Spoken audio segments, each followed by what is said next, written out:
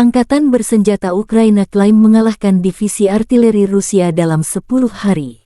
Salah satu kelompok senjata anti pesawat serang dari Pusat Maritim SSO ke-73 bekerja efektif menghancurkan sasaran musuh dari arah selatan.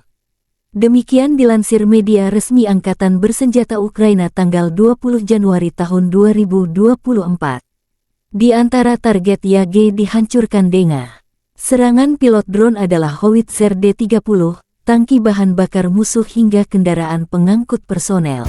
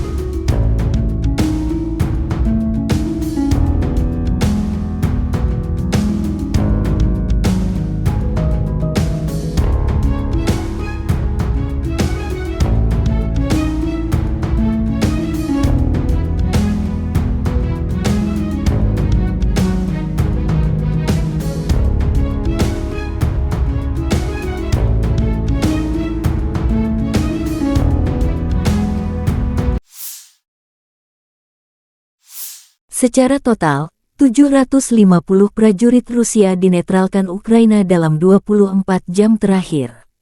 Total 375.270 prajurit Rusia dilaporkan meninggal selama perang di Ukraina.